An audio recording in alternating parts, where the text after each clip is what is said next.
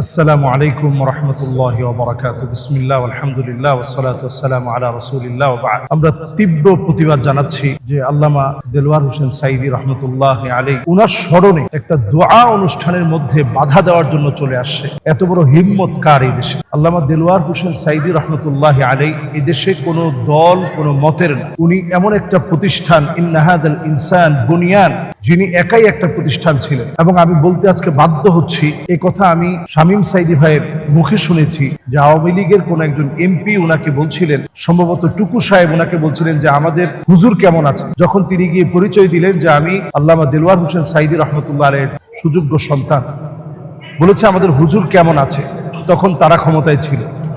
তাদের ক্ষমতার সময় যদি হুজুরকে যারা জেলে রেখেছে, দিনের পর দিন জুলুম করেছে, তারা যদি বলতে পারে আমাদের হুজুর কেমন আছে, সেখানে আপনারা যদি কোনো অন্যায় অবিচার করেন, জুলম করেন, আপনাদের মনে রাখতে হবে ইন্না যুলমা যুলুমাতুন ইয়াউমাল কিয়ামা, জুলুম যারাই করবে পাকড়ার সময় চলে আসবে।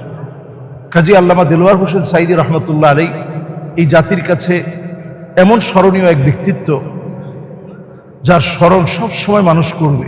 আজকে মদিনাতুল মুনাওয়ারা থেকে ওনার জন্য আমরা হৃদয়ের গহীন থেকে দোয়া করছি, আল্লাহ যেন ওনার অসমাপ্ত কাজগুলোকে অন্তত আমরা যেন দায়িত্ব নিয়ে পুরা করতে পারি। ওনার যে প্রতিষ্ঠানগুলো আছে সেই প্রতিষ্ঠানগুলোকে যেন আমরা জীবিত রাখতে পারি।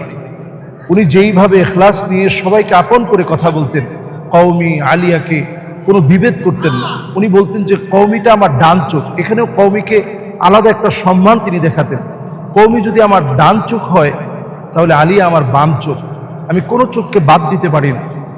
উনি বিপরীত মতাদর্শের ব্যক্তিদেরকেও এত সম্মান দিয়ে কথা বলতেন, মাননীয় এ জাতীয় সম্মান দিয়ে কথা বলতেন। মানুষকে তিরস্কার করতেন না, নিজেকে সবসময় ছোট করে তুলে ধরতেন, আল্লাহ ওনাকে বড় বানিয়ে দিতেন। এজন্য ওনার জীবনী থেকে অনেক শিক্ষা আছে। আমরা এই সময়ে আল্লাহর কাছে কামনা করি আল্লাহ যেন ওনার শাহাদাতকে কবুল করেন। উনি সারা জীবন চেয়েছে আল্লাহ আমাকে শহীদি মরণ দিও, আল্লাহ শহীদি মৃত্যু আল্লাহ তুমি দান করো। এই যে বারবার তিনি শহীদি মৃত্যু চেয়েছে, আমরা দোয়া করি নবীজির এই হাদিস অনুযায়ী মান আরাদা শাহাদাতা বিসিদকিন বাল্লাগাহুল্লাহু মানাজিলা শুহাদা ওয়া ইন মাতা আলা ফিরাশি, আল্লাহ যেন ওনাকে শহীদ হিসাবে কবুল করেন। আমাদের প্রত্যেকের তামান্না যেন থাকে যে আমরা শহীদ হব, তাহলে বিছানায় শুয়েও যদি আপনি মারা যান আল্লাহ তাআলা আপনাকে শহীদ হিসাবে কবুল করবেন। একটা রাষ্ট্রীয় যে কিলিং হয়েছে, এটা এখনো উদ্ঘাটনের কোনো সিদ্ধান্ত আমরা কারো মধ্যে দেখতে পাই না।